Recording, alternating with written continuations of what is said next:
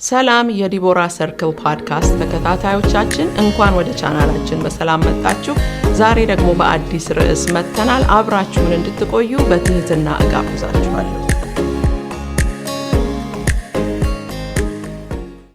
ጤናማ ገደብ ምን ማለት ነው? ብዙ ጊዜ ስለ ጤናማ ገደብ ወይንም ስለ ሄልዚ ባውንደሪ ስንነጋገር አንዳንድ ሰዎች ደስ አይላቸውም። ባውንደሪ ሲባል ገደብ ሲባል ሰዎችን ለማራቅ ወይ ደግሞ ከራስ ወዳድነት የተነሳ የምናደርገው ነገር ስለሚመስላቸው ሰዎች አይመቻቸውም ይሄ ርዕስ። እኔ ደግሞ በጣም የምወደው ርዕስ ነው። እንደምንመለከተው አሁን ከእግዚአብሔር ቃል ላይ ራሱ እግዚአብሔር እንዴት በባውንደሪ የሚሰራ አምላክ እንደሆነ በገደብ የሚሰራ አምላክ እንደሆነ ገና ከፍጥረት ሲጀመር መመልከት እንችላለን። ዘፍጥረት 1:9 ላይ እግዚአብሔር ሰማይና ምድርን ከፈጠረ በኋላ ምድር በውሃ ተሸፍና ነበር። ምንም ደረቁ መሬት አይታይም ነበርና እዛ ላይ ምን ይላል? እግዚአብሔር ከሰማይ በታች ያለው ውሃ በአንድ ስፍራ ይሰብሰብ፣ የብሱም ይገለጥ አለ ይላል።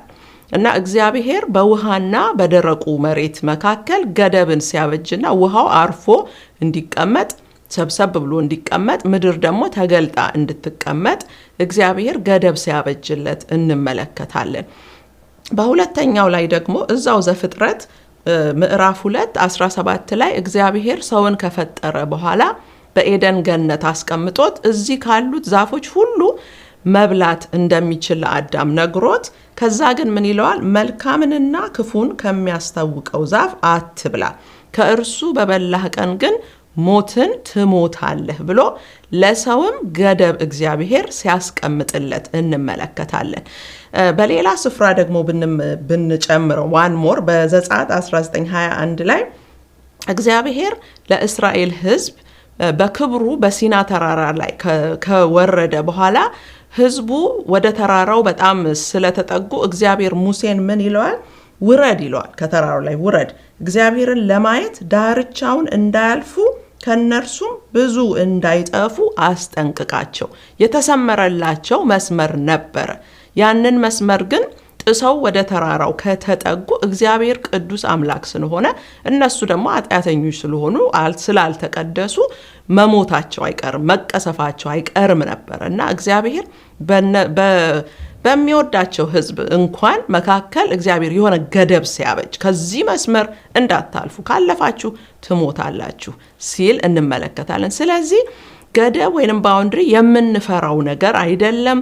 የራስ ወዳድነት አይደለም። ሰዎችን ስለምንጠላ ሰዎችን ለማራቅም ደግሞ የምናደርገው ነገር አይደለም እና ጥቅም ያለው ነገር ነው። ወደ ራሳችን ህይወት አምጥተን ስንመለከተው እስቲ አንዳንድ ነጥቦችን እንመለከታለን። በመጀመሪያ 4 ነጥቦችን እንድንመለከት እፈልጋለሁ። ይሄ ጤናማ ባውንደሪ ምንድን ነው? ምን ይመስላል ወደኛ ህይወት ሲመጣ የሚለው የመጀመሪያው ነጥባችን ገደብ ከሌሎች ሰዎች ጋር ባለን ግንኙነቶች ያንን ግንኙነት የሚያስተዳድርልን ህግ ነው። ህጉ ተጽፎ ባይቀመጥም ግን በህሊናችን ውስጥ ያለ ከሌሎች ሰዎች ጋር በሚኖረን ኢንተራክሽን በስራ ቦታ ሊሆን ይችላል፣ በቤተሰባችን ሊሆን ይችላል፣ በጓደኞቻችን ሊሆን ይችላል። በየትም ስፍራ ከሰዎች ጋር የሚኖረንን ግንኙነት የሚያስተዳድርልን ህግ ነው። የሚፈቀድ የማይፈቀደውን ነገር የሚነግረን የሚያስተምረን ህግ ነው በአጠቃላይ። ሁለተኛ በህይወታችን እሺ ወይንም እንቢ የምንላቸውን ነገሮች ለይተን እንድናውቅ የሚረዳን ነገር ነው ባውንደሪ።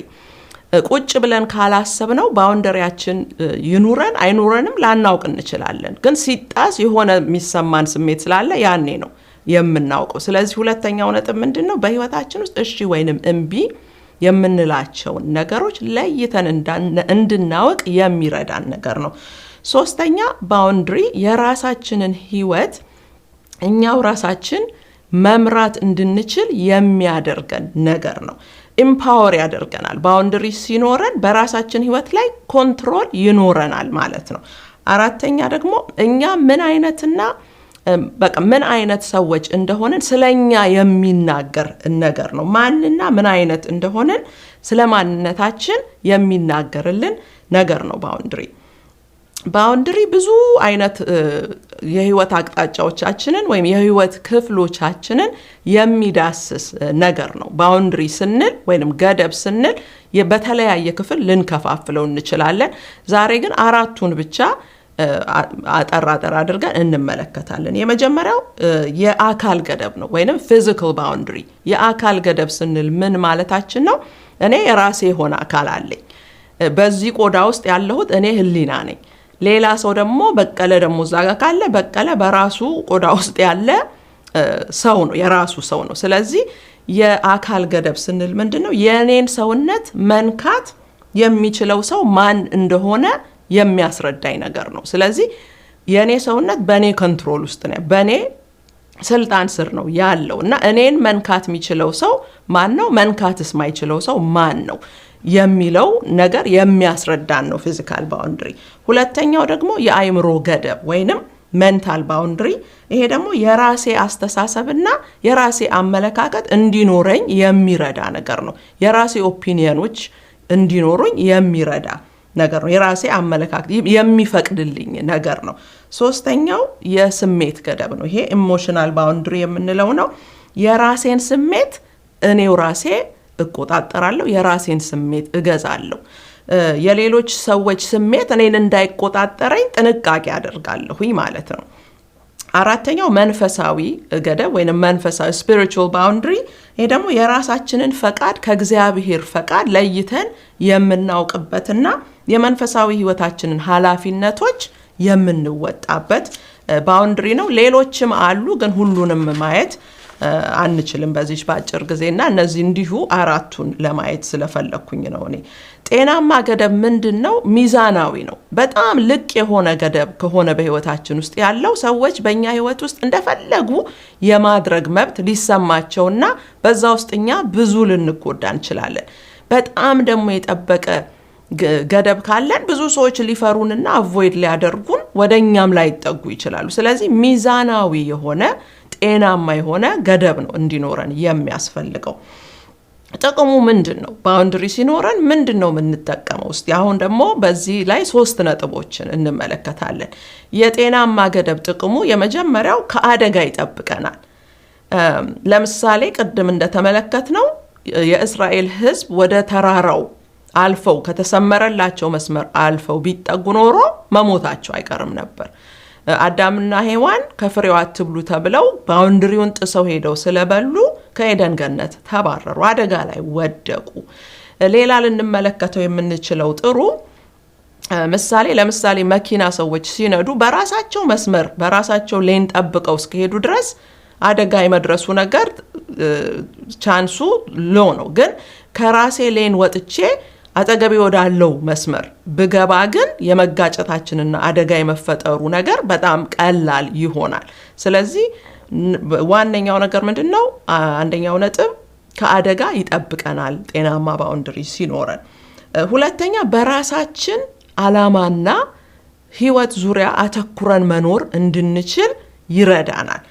ባውንደሪ ከሌለን ለጠራን ሰው ሁሉ ስንሮጥ ነይና እዛ እንድንሄድ ናና በዚህ ውጣ ውረድ ስንባል የራሳችንን ነገሮች ሁሉ እየተውን የምንሮጥ ከሆነ በራሳችን አላማና ራዕይ ደግሞ ካለን በራሳችን ራዕይ ላይ ፎከስ እንዳናደርግ ያደርገናል። ታይማችንን ያባክናል። ባውንደሪ ከሌለን ገንዘባችን ይባክናል፣ ሪሶርሶቻችን ይባክናሉ።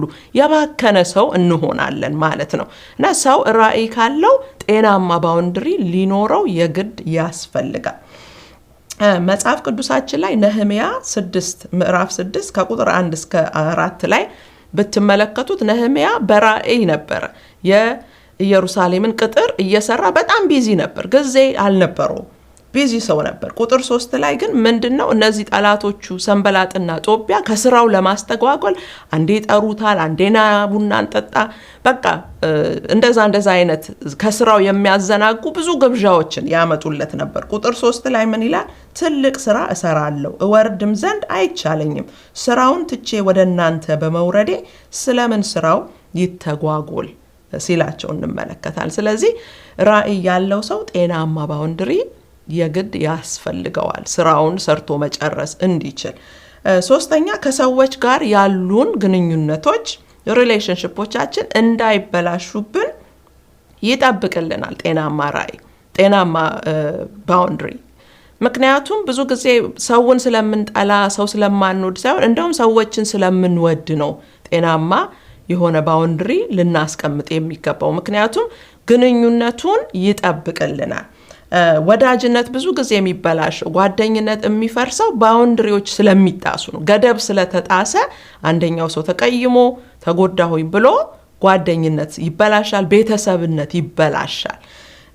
እዚህ ላይ ዘፍጥረት 16 ከቁጥር 1 እስከ 10 ያለውን ራሳችሁ ልታነቡት ትችላላችሁ። ግን የአብርሃምና የሳራ የአጋርን ነገር ነው እዛ ጋር የሚናገረው። አብርሃምና ሳራ እግዚአብሔር ልጅ እንደሚሰጣቸው ነግሯቸው በጣም ጊዜ ፈጀ ነገሩ፣ ብዙ ዓመት አለፈ። በዚህ ጊዜ ሳራ ባሪያዋን አጋርን ወስዳ ለአብርሃም በቃ ከሷ ጋር እስቲ ሞክር፣ በሷ በኩል ከሷ ጋር እንዲተኛ ፈቀደችለት። አሁን እዚህ ጋር ትልቅ የትዳር ባውንድሪ ነው የተጣሰው። አጋር ሰራተኛቸው ባሪያቸው ነች እንጂ ሚስት አይደለችም። ግን ከደስፕሬት ከመሆን የተነሳ የተወሰነ ውሳኔ ነው። ግን ወጣም ወረደ ባውንድሪ ተጥሷል። ያ በመሆኑ ምንድነው የሆነው? አጋር ባረገዘች ጊዜ ሳራን በአይኗ አቃለለቻት ይላል፣ ናቀቻት ይላል። በዛ ጊዜ የሳራ ስሜት ተጎዳ። ሳራ ደግሞ ተነስታ አጋርን ካላባረርን ማለት ጀመረች እና የዛ ቤተሰብ ግንኙነት የዛ ቤተሰብ ሁኔታ እንደተበላሸ እንመለከታለን። በዚህ ምክንያት ለምን? ባውንድሪ ስለተጣሰ። እንግዲህ ባውንድሪ ይኑረን አይኑረን ራሳችንን የምናውቀውና ቁጭ ብለን ልናስብበት የሚገባን ነገር ነው። የዛሬውን ግን ኤፒሶድ እዚህ ላይ ለማጠቃለል ፈልጋለሁኝ። በሚቀጥለው ክፍለ ጊዜ ሞር ደግሞ በጥልቅ እንመለከታለን። ባውንድሪ ሲጣስ በምንድን ነው የምናውቀው? ሰዎች ለምንድን ነው ባውንድሪያቸውን የሚያስጥሱት? እንዴትስ ነው ባውንድሪን ማስቀመጥ የምንችለው ብለን ፕራክቲካል የሆኑ ቲፖችን እንመለከታለን። ስለዚህ የሚቀጥለው እንዳያመልጣችሁ፣ ፖስት ስናደርግ ፓርትቱ እዛ ላይ ይሆናል። ግን የዛሬውን እዚህ ላይ ብናጠቃልል ደስ ይለኛል።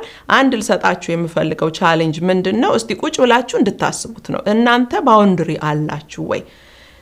ከሌላችሁ እንዴት ነው የቱ ኤሪያ ላይ ነው ሊኖራችሁ የሚያስፈልገው የሚለውን እንድትመለከቱትና እንድታስቡበት ስለዚህ ነገር ቻሌንጅ ሰጣችሁ እፈልጋለሁኝ። አብራችሁን ስለቆያችሁ ጌታ ይባርካችሁ።